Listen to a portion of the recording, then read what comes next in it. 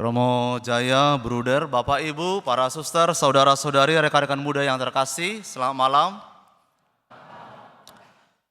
Kita bersyukur bahwa Tuhan masih memelihara hidup kita hingga saat ini, juga menyelenggarakan kita boleh merayakan misteri-misteri iman kita hingga saat ini, cuaca yang baik, kondisi yang baik.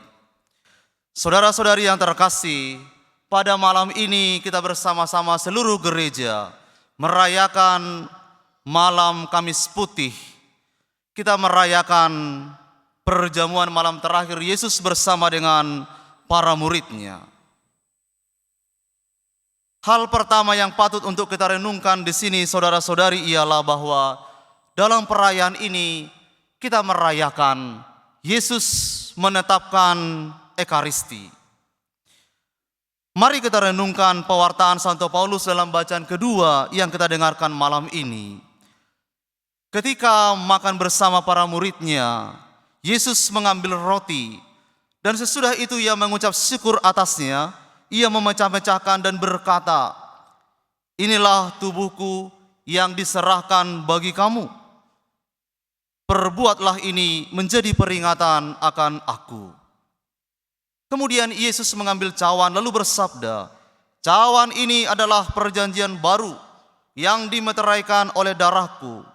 Perbuatlah ini setiap kali kamu meminumnya menjadi peringatan akan aku."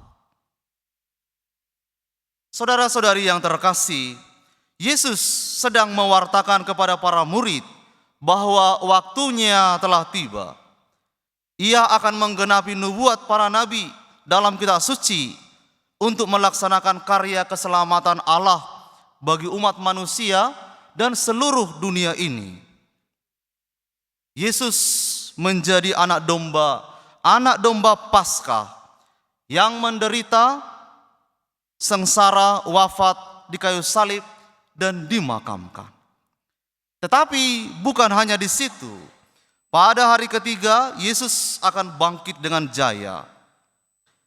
Dengan sengsara, wafat, dan kebangkitannya, Yesus Kristus membaharui hidup kita umat manusia, agar kita bukan lagi hidup dalam dosa, dalam kuasa dosa, tetapi supaya kita hidup dalam kuasa Roh Kudus. Roh Kudus yaitu Roh Yesus sendiri, yang akan menuntun setiap orang yang percaya dan hidup di dalam Dia. Tubuh dan darah Yesus itulah yang dipersembahkan di kayu salib sebagai silih atas dosa-dosa saya dan dosa-dosa Anda sekalian, dan untuk menyucikan seluruh dunia ini. Saudara-saudari, Bapak Ibu yang terkasih, tubuh dan darah Kristus yang agung itulah yang selalu kita rayakan dalam liturgi gereja kudus. Gereja itu lahir, hidup, bertumbuh dan berbuah dari dan dalam Ekaristi. Mengapa demikian? Sebab dalam Ekaristi kudus itulah misteri kasih Tuhan dalam diri Tuhan kita Yesus Kristus sungguh-sungguh hadir.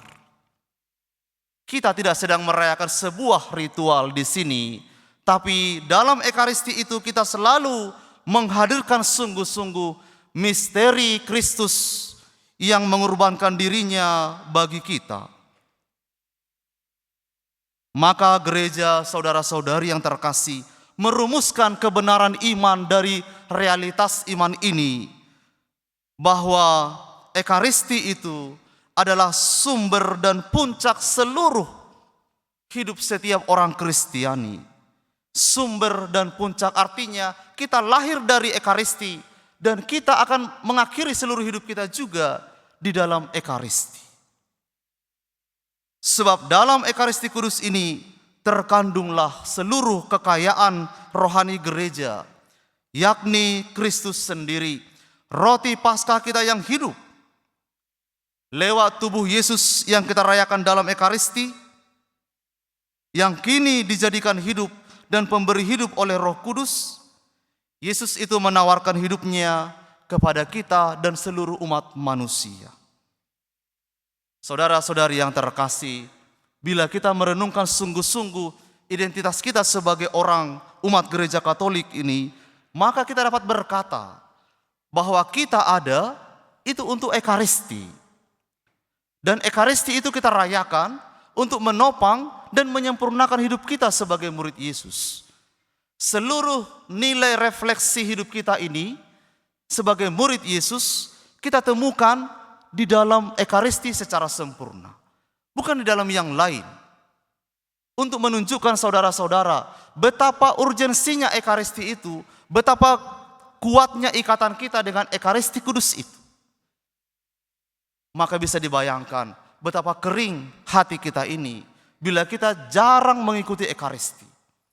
Tetapi betapa subur hati kita, jiwa kita bertumbuh bila kita begitu mencintai Ekaristi. Kemudian yang kedua, saudara-saudari yang terkasih, mari kita merenungkan peristiwa Yesus yang membasuh kaki para muridnya. Dalam perjamuan bersama para muridnya ini, Yesus itu meneladankan sebuah ajaran yang baru. Saya katakan baru karena pada zaman itu tidaklah lazim seorang guru membasuh kaki para muridnya. Yang lazim adalah kebalikannya. Guru dibasuh kakinya oleh para muridnya. Nah, ajaran baru itu ialah Yesus ingin supaya para murid dan kita semua saling mengasihi dengan penuh kerendahan hati. Yesus mengajarkan kebenaran ini membasuh kaki para muridnya. Mungkin kita bertanya, mengapa Yesus harus membasuh kaki para murid? Bukankah cukup bahwa Yesus itu sudah menunjukkan pengorbanannya di kayu salib? Saudara-saudari yang terkasih, Yesus tahu bahwa para murid itu tidaklah mudah menjadikan dirinya sebagai hamba. Yesus tahu bahwa para murid ini tidaklah mudah untuk memutuskan merendahkan dirinya di hadapan orang lain. Yesus tahu bahwa para murid ini tidaklah mudah untuk melayani orang lain, membiarkan dirinya untuk menjadi seorang pelayan. Tidak mudah. Sebaliknya mungkin jauh lebih mudah. Hal ini dapat kita lihat saudara-saudari dari reaksi Santo Petrus. Ketika Yesus hendak membasuh kakinya, Petrus itu menunjukkan sebuah reaksi yang mewakili kita semua. Petrus itu merasa dia tidak layak dibasuh kakinya oleh Yesus. Bukan pertama-tama karena kerendahan hatinya, tapi Petrus itu melihat bahwa ini tidak lazim. Seorang guru tidak mungkin tidak lazim untuk membasuh kaki seorang murid. Maka dia ingin menolak. Dia berkata, selama-lamanya engkau tidak akan membasuh kakiku. Itu reaksi Santo Petrus. Tidak masuk akal bagi Petrus bahwa seorang seperti Yesus yang dipandang sebagai guru dan Tuhan membasuh kaki muridnya. Tetapi saudara-saudari, simaklah apa yang dikatakan oleh Yesus ini. Jikalau aku tidak membasuh engkau, engkau tidak akan mendapat bagian bersama dengan aku.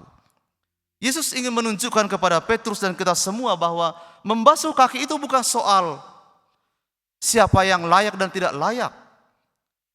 Tetapi ini adalah soal ambil bagian di dalam hidupnya Yesus. Barang siapa hidup dalam Yesus, maka ia akan hidup juga di dalam kasih-Nya. Membasuh kaki para murid memang bukan hal yang biasa. Tetapi Yesus ingin menunjukkan sebuah ajaran yang luar biasa, yang melampaui pemahaman semua orang pada zaman itu. Dan sekarang juga saudara-saudara, ajaran tentang kasih ini di balik peristiwa Yesus membasuh kaki para muridnya ini, juga tidak semua orang sanggup memahaminya. Hanya orang-orang yang lahir dari Roh yang dapat melakukannya, yang dapat setia di dalamnya. Saudara-saudari yang terkasih, inilah kebenaran baru yang dibawa oleh Yesus. Dia yang adalah Tuhan dan Guru membasuh kaki para murid supaya mereka juga saling membasuh kaki. Saudara-saudari, inilah juga yang mau kita bawa, yang mau kita lanjutkan dalam perutusan hidup kita, hidup beriman kita sehari-hari. Kita dipanggil bukan untuk dilayani, kita dipanggil untuk melayani seperti Yesus. Bukan untuk meninggikan diri di hadapan sesama dan Tuhan, tapi kita dipanggil untuk merendahkan diri. Mari kita ingat sabda Yesus, barang siapa meninggikan diri akan direndahkan. Barang siapa merendahkan dirinya akan ditinggikan. Saudara-saudari, jangan sampai perkataan kita, perbuatan kita dalam setiap pekerjaan dan pelayanan kita, baik di tengah keluarga, gereja dan masyarakat, membuat kita menjadi sombong, membuat kita menjadi egois. Jangan sampai pilihan-pilihan dalam keputusan hidup kita membuat kita menjadi orang yang ingin tampil lebih tinggi daripada yang lain. Tuhan tidak menghendaki itu. Yesus tidak memanggil kita untuk itu. Yang Yesus panggil, butuhkan dari kita, kita dipanggil untuk melayani dengan penuh kerendahan hati. Saudara-saudari, kita dipanggil untuk saling melayani dengan kerendahan hati. Barang siapa ingin menjadi besar di antara kamu, hendaklah ia menjadi pelayanmu. Barang siapa ingin menjadi terkemuka di antara kamu, hendaklah ia menjadi hambamu. Itu sabda Yesus kepada kita semua. Inilah bahasa cinta kasih yang dibawa oleh Yesus kepada kita. Bukan soal siapa yang lebih tinggi dan lebih rendah, yang kuat dan yang lemah, mampu dan tidak mampu. Tetapi ini soal siapa yang mau memberikan dirinya untuk saling melayani dengan penuh kerendahan hati. Saudara-saudari yang terkasih, di mana ada cinta kasih, di sana hadirlah Tuhan. Tuhan memberkati.